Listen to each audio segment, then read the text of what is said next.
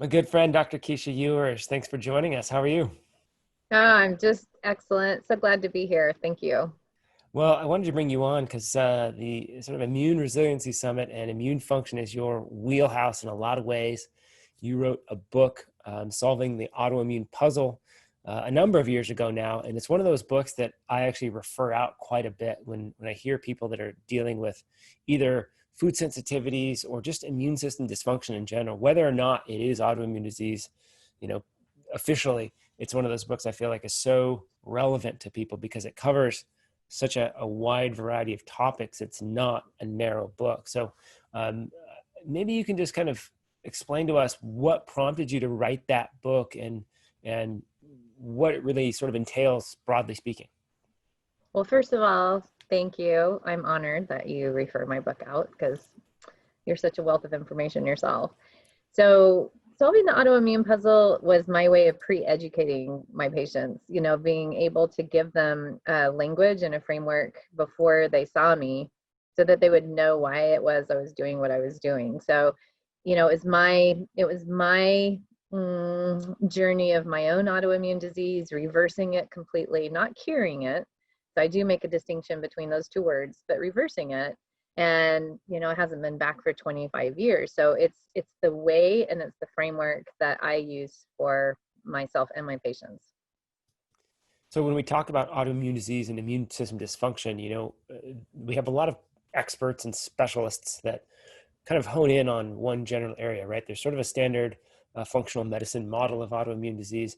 But one of the things I love about your work is that you kind of expand outside of the typical realms and you get into these other areas. And one of those is the emotional side and how big of a piece that is. I'm wondering, in your experience, for as you dealt with autoimmune condition, how much did that play a role, and how often do you see that playing a role in others that you work with?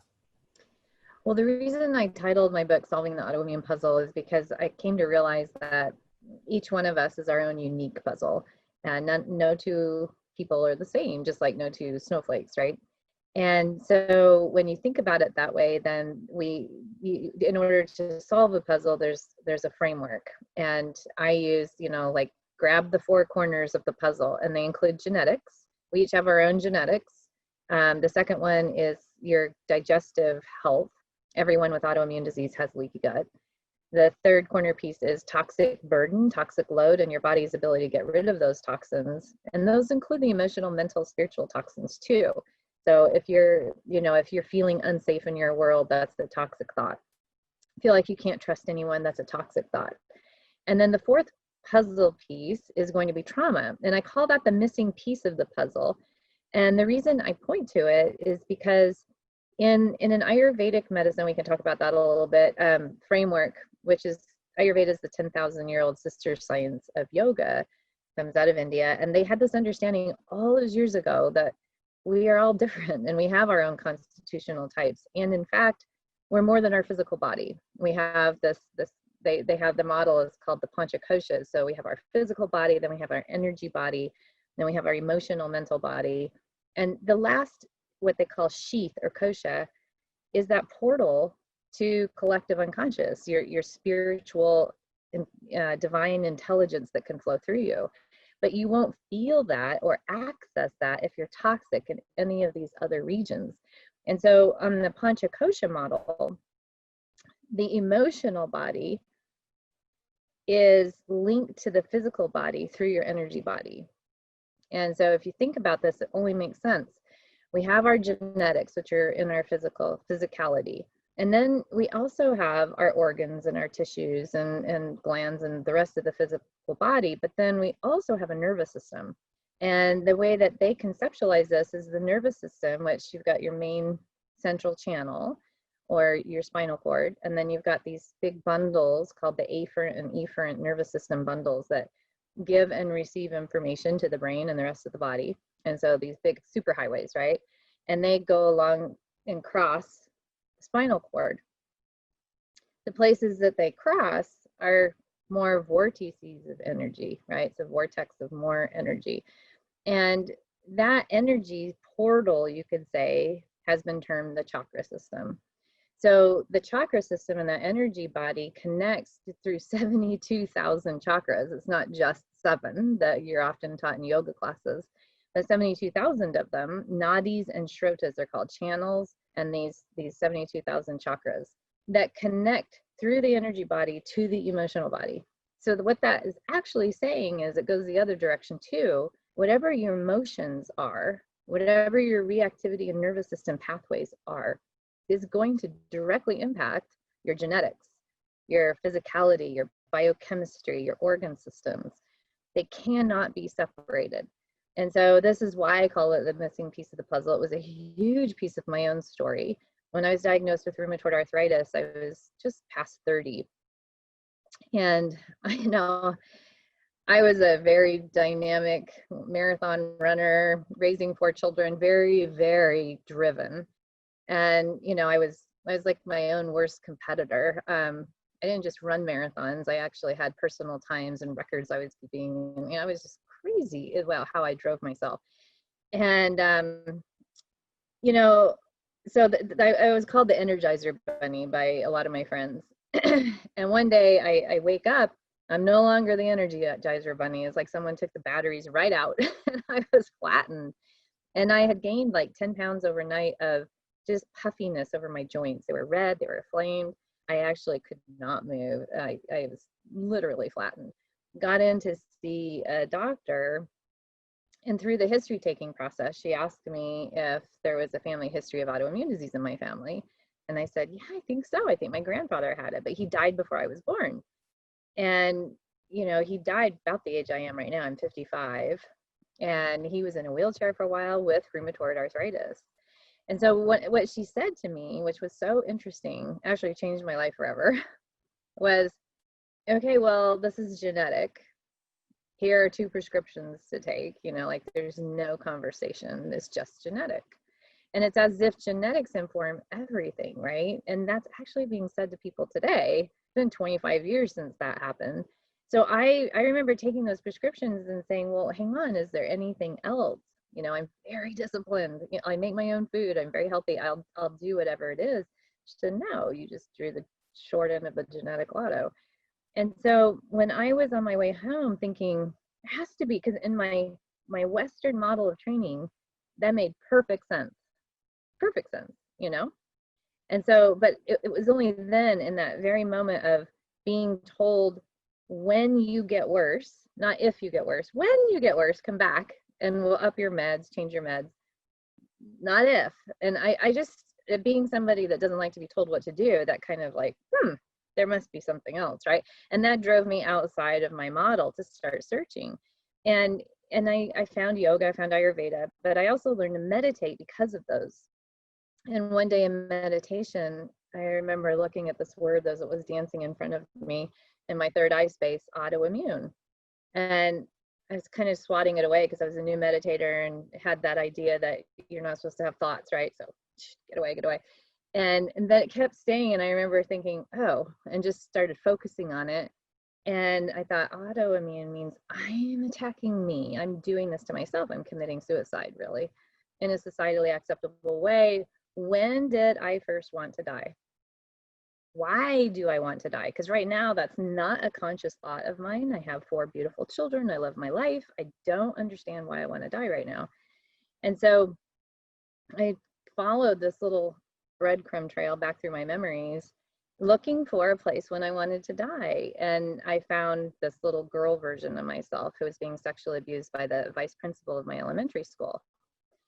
And I just remember looking at her and thinking, oh, you wanted to die, like wanted off the planet. And I thought, this has to have something to do with this. Like this moment of time of not being able to understand what was going on, not being able to verbalize it to anybody, not being able to find protection, to be able to do what I needed to do for myself at that age. I really wanted out. And so I have to have informed my cells of that.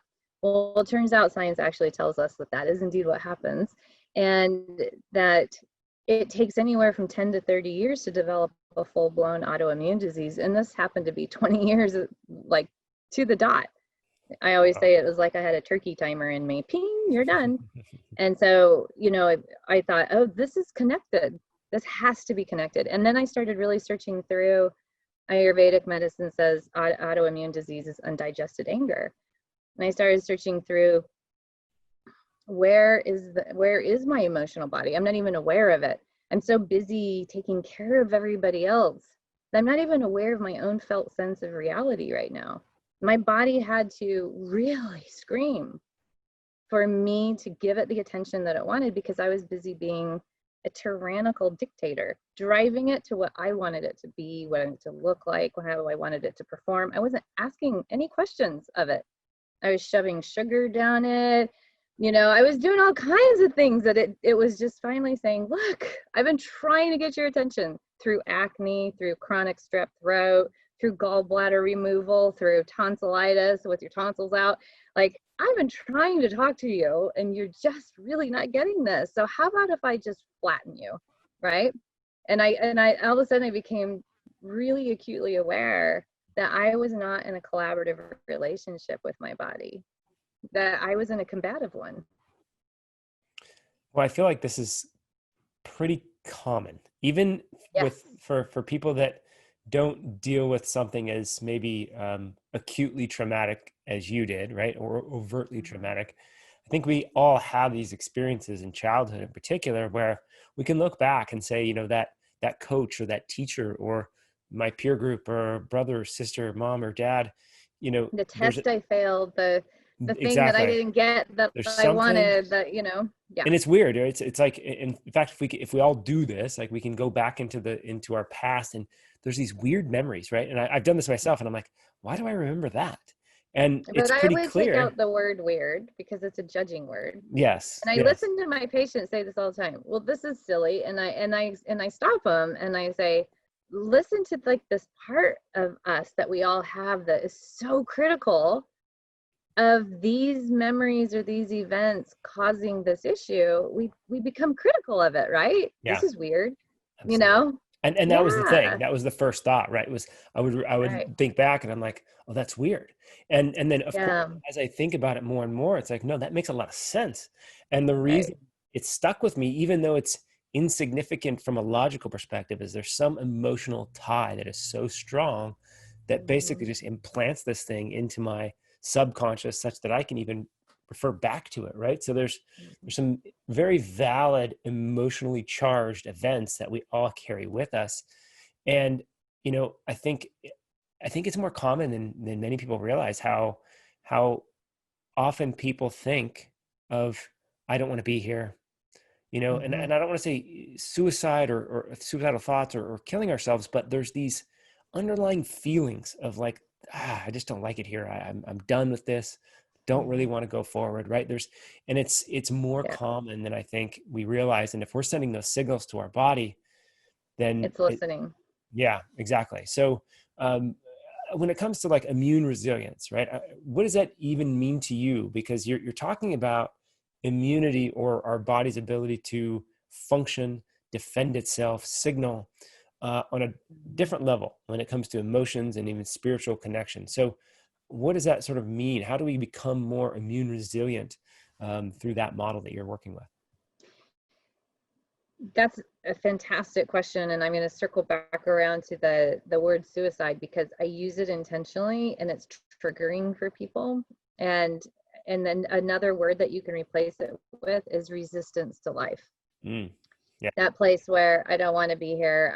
I'm done with this. I don't want this anymore. I want my old body back. I want, whatever it is. There's a resistance to what is life is actually handing to you, which is actually a huge gift that we don't recognize, right? And we're saying, no, I don't want that gift. Take it back, right? So resistance to life is that feeling. And I use the word suicide because I want it to be a little bit inflammatory for you, so you can go, oh my gosh, like I had no idea. It really galvanized me, to really go there with that. Oh my gosh, I really am killing myself, right? So what part of me wants to die? And so when we talk about resilience, then it's the ability to slide back and forth between those parts, right? And water is this really interesting element. We know that for immunity, I had a question on my Facebook Live I do every Wednesday about how do I boost my immune system? Like, how do I make it resilient? That was the question. And, I listed the things that people never want to hear, and because they require self-care, hydration, sleep, right? Making sure you're feeding yourself nourishing thoughts, feelings, experiences, and food.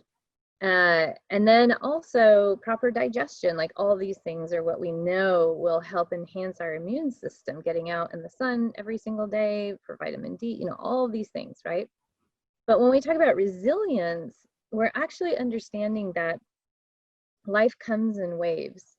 And I'm actually expressing this in a new way that I haven't before, so pardon me if I get off.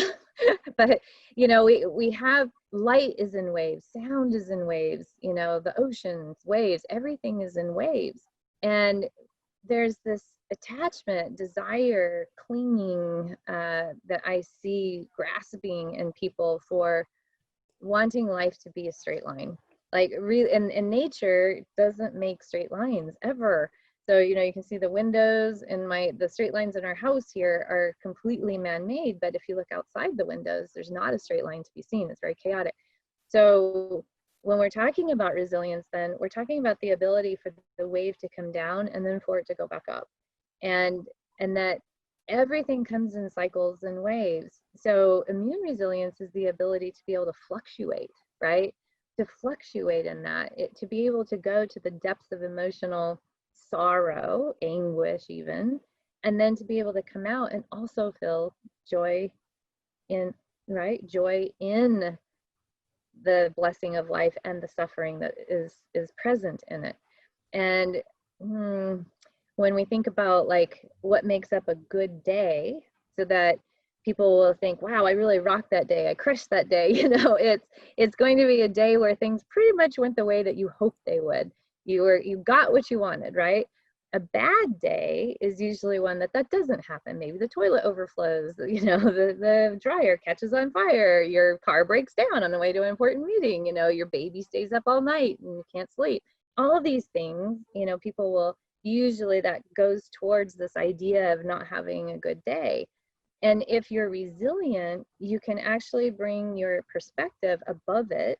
Instead of being like on the Lakota medicine wheel, there are these quadrants for the 4 directions, and each one has its own animal, and it's also stage of life. And in a child's stage of life, where our nervous system reactivity pathways are formed in response to the meanings we make up about the events that we go through, that is like a mouse, right?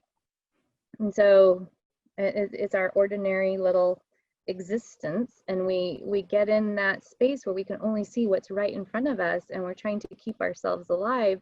There's no power in a child's space. You usually don't think of a mouse as a powerful being. Right. So that's that space, right? Resilience is when you get into adulthood, that you can go visit that place, you can be with that perhaps sorrow and suffering that child went through, and then you can get that perspective and come up into the eagle, perhaps, right? Or the bear that's very powerful. And then you can see more, right? You can see the perspective. Oh, that was this tiny piece of my life. If your immune system can do that, then you have good immunity. So your immune system doesn't become like an autoimmune disease. It becomes very hypervigilant. I think of it as a dog with rabies. So a dog with rabies attacks, doesn't ask questions, and can actually kill you. And so when you think about your immune system being that, a rabid dog, right? It's not something you can go up and have a conversation with, okay? What you really want is your immune system to be a loyal dog that's cuddly and happy and joyful. And then when you ask it to go look at something that could be dangerous, it can do that, right? So it's asking questions first. So that's an immune system that we want. We want to be able to have that on board rather than the one that's attacking us. So that hypervigilance in the mind, the way the Ayurveda says, is whatever's in your mind crystallizes in your body. So when you have that reptilian, right, on alert all the time, seeking for things that could hurt you, places you're not safe, places you can't trust, right? That you will find actually those things to match that. And when you're on like that, so is your immune system, which then creates, then you become multiply chemically sensitive. You can't tolerate a space that has mold in it. I mean, mold is all the rage these days, but you know what? Mold's been on our planet forever. And in certain places like Seattle, where I live, and I had a patient I was talking to yesterday that lives in Florida, mold is always going to be in your environment. That's just cannot not be that way. And so what about having your body be resilient enough to be in a space where mold exists so that you're actually living alongside it, right? It's not causing your system to go on attack.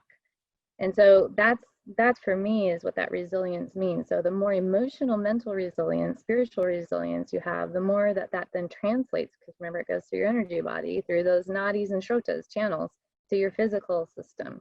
And so the more hyper vigilant, then also your genetics are going to be more likely to express themselves in disease states, which you will have different places where you have weaknesses toward disease in your genetics.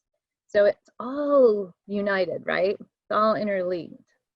I love that, and it's beautiful because that's exactly the intent for this summit, right? Which is not this idea of your immune system is always on defense and it's this barrier to entry, right? Like that's kind of how we think of it, that it's this thing that's going to protect us at all costs, and it's this wall against the outside world. And if we take these certain things and we do these certain things, then we have a stronger, more robust immune system. And Right. to me, that's really not at all what we wanted to convey with this summit, because you're right. If we can accept this idea that we're all going to get sick at some point Yep. between now and the day we die, then we can accept that reality. And hopefully with this idea of resilience and strength, then we come out on top of that as strong or even stronger, right? I mean, this is the idea of hormesis even, right? A child Right. has very, very little immune intelligence, let's say. And as Right. it gets exposed, then it actually gets stronger, more resilient, more intelligent. So I think this is such an important concept. And I love that you brought in this idea of cycles, because we see it everywhere, right? Especially in Ayurveda, everything is on a Yeah. cycle, and indigenous communities, same thing.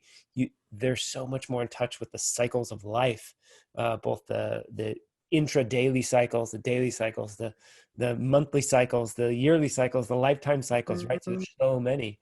So I think if we frame it in that way, it makes so much more sense, such that we're not afraid of getting sick, but rather we are confident in our ability to respond to whatever we may face.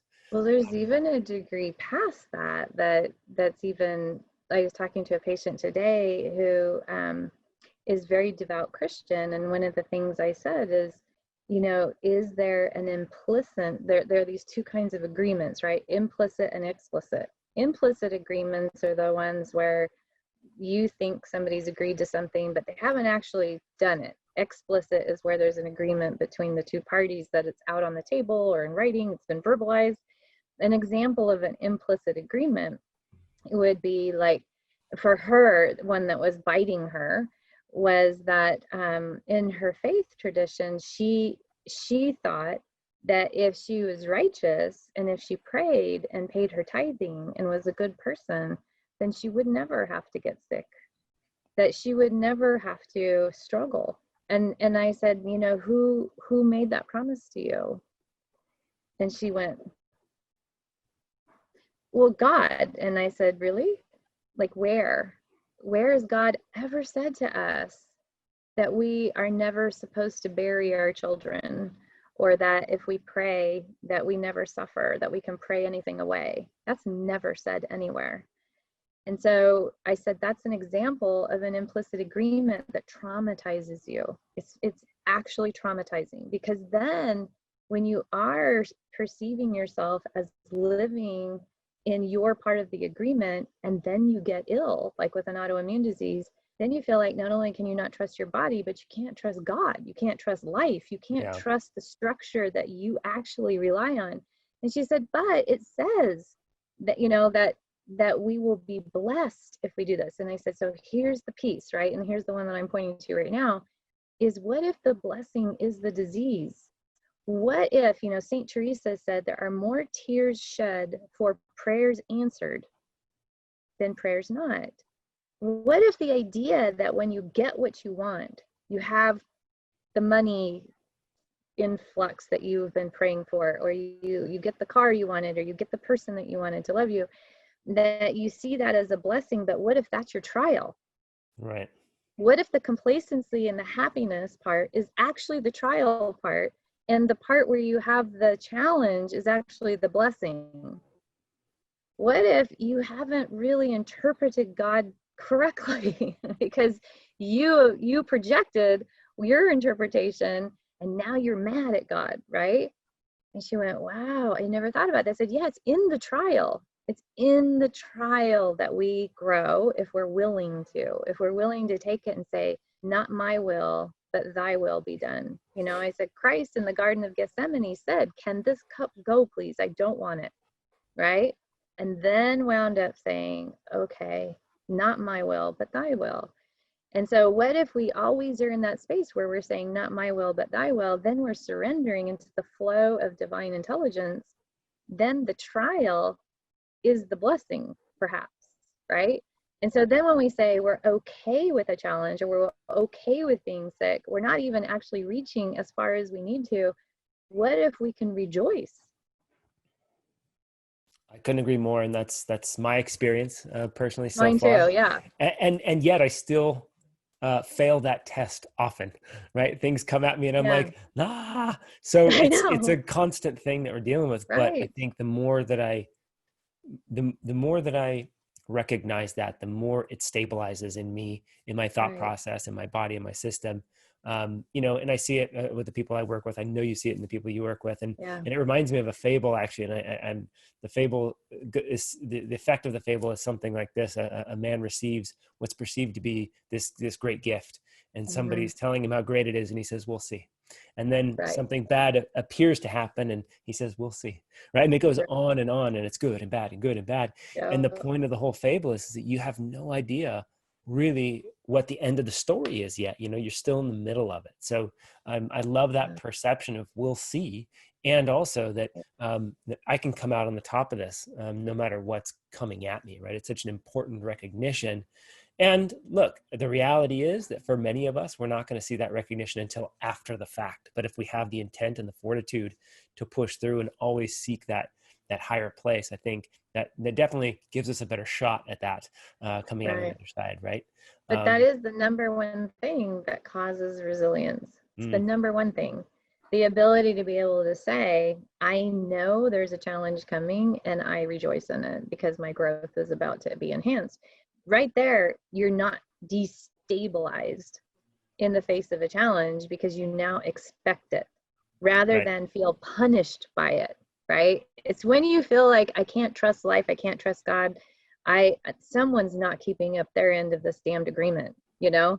Yeah. Who is telling me, who's not listening to me? I'm doing everything I'm supposed to, right? I get a lot of the autoimmune people that come in and they say, I'm doing everything right, and still I have this disease, right? And right in there is the solving of the mystery, right? Of why they're still ill is the real attachment and grasping to an expectation that they're going to somehow have something different than the reality than what is.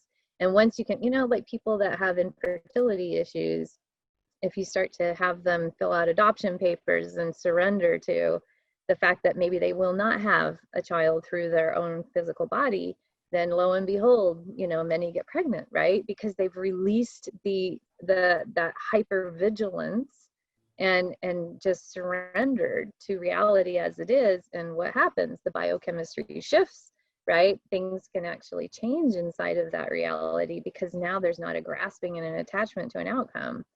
So it's a really interesting way of being with the challenges that life, the truth, there are only a few truths in life, the capital T truths, and one is that you're going to die. And it's probably the only one that we have. You will suffer and you will die, not maybe together, but there will be times of suffering on this planet and there will be death. And so, if you can actually just expect that and move away from the Disneyfied version that we all grew up with, that there's somehow like someone that's going to come along and fairy godmother us out of this mess, then it's like, oh, I have to train my own mind now. I get this. This is an interactive experience. This isn't a passive one. This is me being willing to do the training required to have resilience, because no matter what, I'm going to have challenges.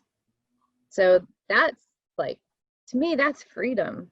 It is. And it's funny, as you were speaking about that, what came to me is sort of the sports world, and we look at these sort of athletes, and I'll just bring Michael Jordan up to the forefront, because I think many people know who he is, but Mm-hmm.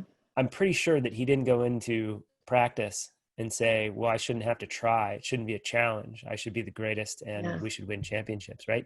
There's Mm-hmm. a willingness and an understanding that is going to be what is required, that it's going to be hard, that you're going to have to put yourself into it, that it may not be fun all the time. There may be times where I don't feel like doing this, but Yeah. but it's funny that we can sort of accept that and understand that in a sports world, but we it's maybe have a hard time applying it to our life in a lot of In our instances. But self-care world, right, right? right, Something so easy as being able to watch your own thoughts. It's like, oh, I don't have time.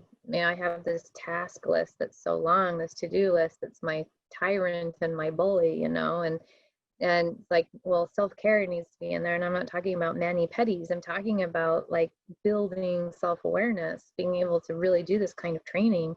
And so when, you're absolutely right, it's a perfect metaphor, right? The sports world. And then how we tend to be a little lazy when it comes to us doing the work that we need to be able to shift from, because the shift from happiness to depression, I'm not trying to invalidate the biochemical and genetic link to depression, so don't hear me say that.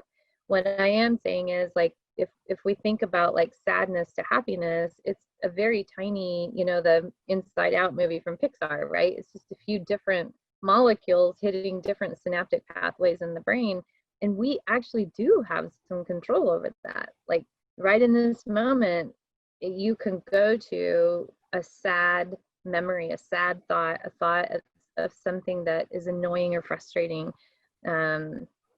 Like, I can instantly come up with a few of them, right, for myself. And then right. I can also, with the same brain, right, the same mind, I can go to an event of happiness and joy. I can think of something that will cause all of my being to light up. I can go there too. It's all under my control in the perceptual field. So your willingness to train in the perceptual field is actually one of the most important parts of immune resilience.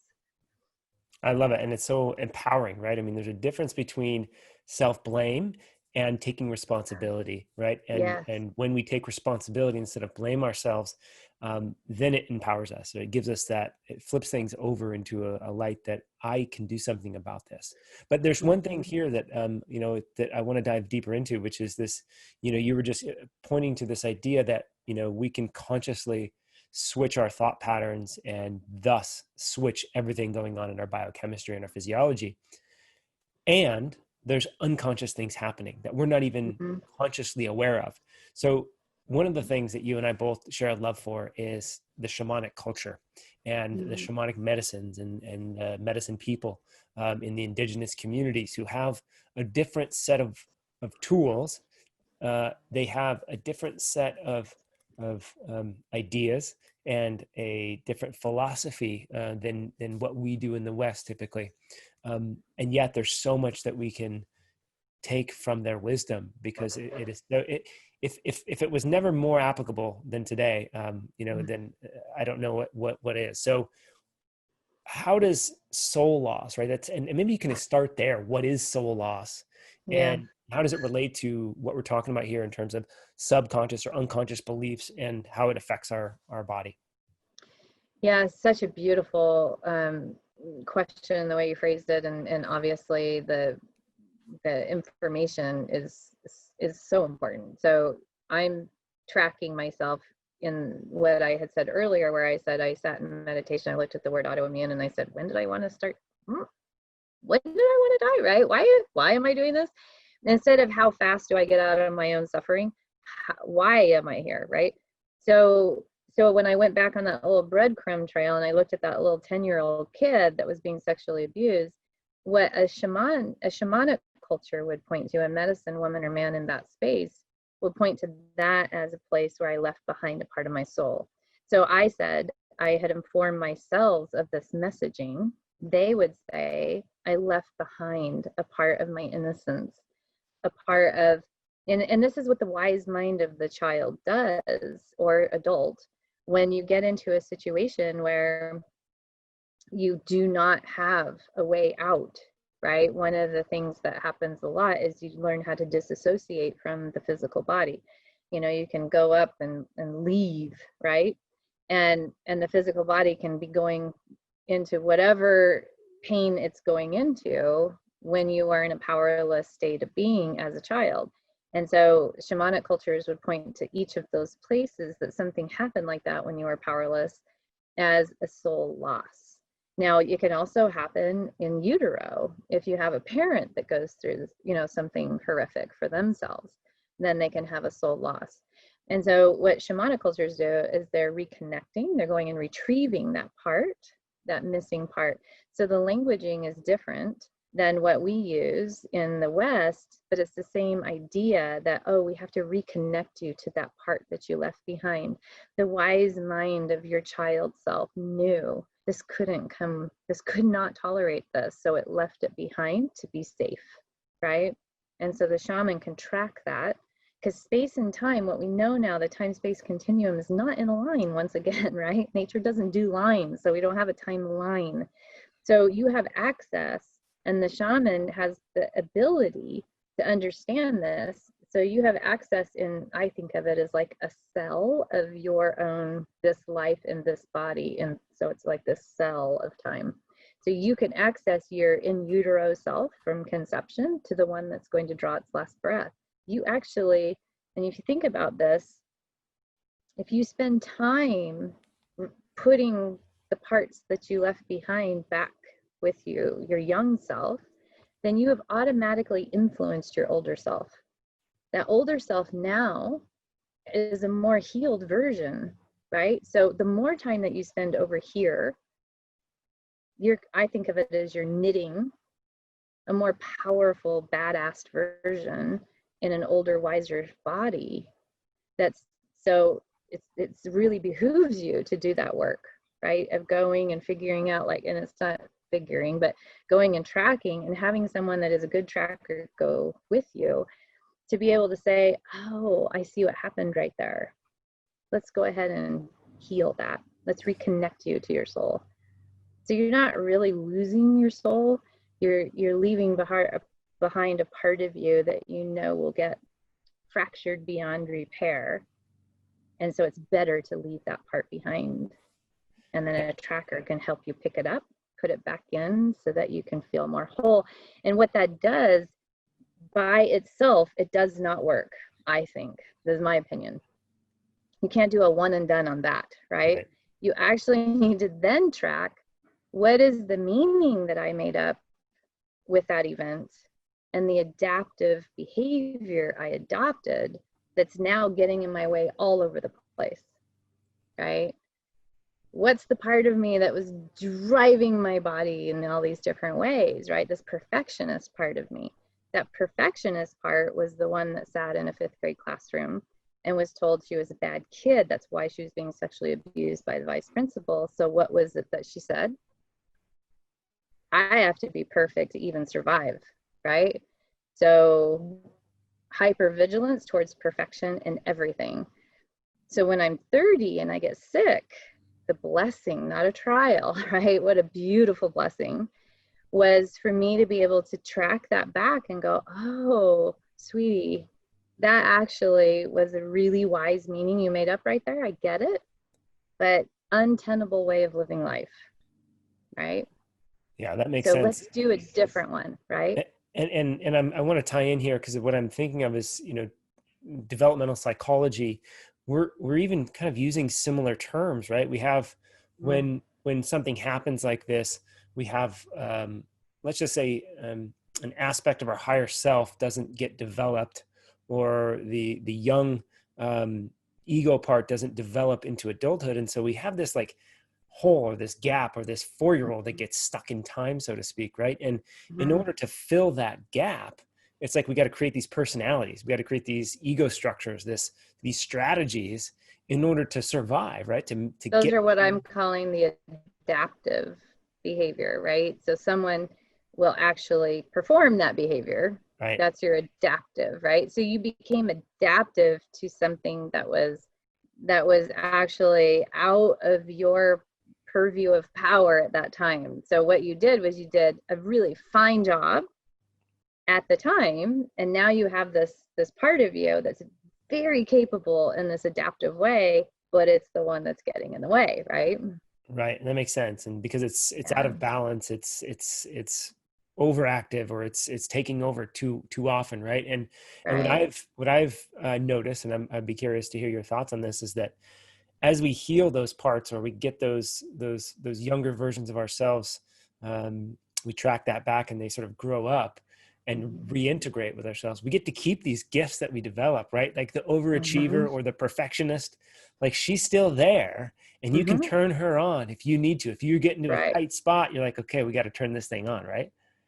But she's not linked to my sense of worth. And that's the difference. So all of the adaptive strategies are fantastic. Like you just said, you just don't want them to run you. So Jason was actually present with me when we were at a retreat last weekend, and he listened to me get in touch with one um, who has a very tight jaw, who says, you know, cries and says, "Don't throw me away." Right. So he witnessed this part coming up that had not been seen by me before, who was saying, "Please don't throw me away." And so the part that was adaptive was the uber capable one, right? The one that can achieve and can perform and can do all these things, so that she won't get thrown away. But when I can actually let that one rest, and let the little one come up and hear her anguish, like, "Oh, please don't throw me away," right? Then all of my adaptive parts can see, oh, she's now feeling safe enough to be witnessed. So now we don't have to act quite so with so much intensity, and we can actually cultivate this, "Come on, sweetie, you can come out, you're safe now," right? I'm not throwing you away, is what I can do with myself. And then I can actually be witnessed by the people in my world that I feel safe enough to be vulnerable with, so that they can actually reinforce that. Like, no matter what you do, we're not throwing you away, right? And so in that relational field, I can start perceiving differently. Instead of having this hypervigilance about being thrown away, I can relax that, and I can learn how, you know, teach this little one how to say, "Oof, I don't want to feel thrown away," right? And so in that space, then the adaptive strategy can start to relax. That's beautiful. And thank you for sharing that, because that was a really cool experience from my perspective too, because um, first of all, it was a permissioning from my own stuff, right? So there's so Yeah. much that happens in those spaces. And I think what's so fascinating to me is that you've been doing this type of work for a long time now, and not just for yourself. I mean, it's always for yourself, but it's part of your work too. So you're Yeah. constantly diving into this stuff in new ways from a student perspective, going to courses and learning with masters all around the world. So it's amazing to recognize that this is sort of a lifelong journey that we all go on, if we so choose. Well, I guess we're on it no matter what. It's just how much we want to engage it. Um, Right. but I think what's really cool too about what you're describing is that there's this new sense of well-being. There's new sense of safety and relaxation that can come into play. And I think this is what, whether or not each of us recognize it, it's what we're all looking for, right? We're all looking for the situation where we can feel good no matter what is happening to us in the external circumstances, right? That we Mhm. can feel okay, or that if we don't feel okay in the moment, we can bounce back so quickly. It doesn't hang with us. And what you're pointing to seems to be, at least from my perspective, the key to doing so. And that's really what it is. And I love the fact that you've tied that in with the way the body functions, because again, we're so disconnected from that in our society, we have a hard time linking the spiritual world, the emotional field, the mental capacity, and the body. We're kind of only to the mind body. Like that's generally where Right. we're at. And we're starting to work in some emotion stuff, and the spiritual world or the energy stuff is still catching up. So there's so Right. much there, but I love that you explore different cultures too, because there's so many lessons. I don't say answers, but there's so many lessons in those cultures that we can pull in. Dr. Keesha, where can people find more of your work, and what have you got coming up in the near future? Because I know you're always doing something. Well, we have a summit called the Autoimmune Brain coming up in October. And this is what you just talked about right there, is where often people don't realize, or sometimes they do realize that, oh yeah, my autoimmunity flared after the birth of a child, or I was diagnosed after a big my husband died, or I got divorced, or I was really unhappy, like that's when my autoimmune disease came to the surface, right? And so that's the physicality of it. And so we're doing this summit called the Autoimmune Brain as part of our Reverse Autoimmune Disease Summit series. That this will be the third one, so that's going to be in October, and then we have the other two, Pathways Out of Trauma, and then the other one's just called Reverse Autoimmune Disease. And it's just like so many aspects of what we're talking about how it's all interrelated, and tools for being able to down regulate an immune system that has rabies.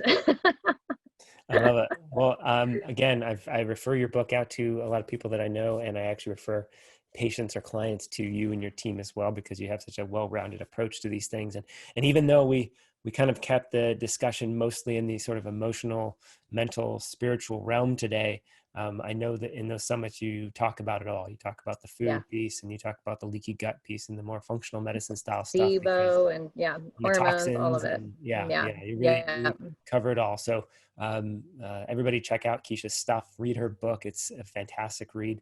And Keesha, always good to see you. Thank you so much.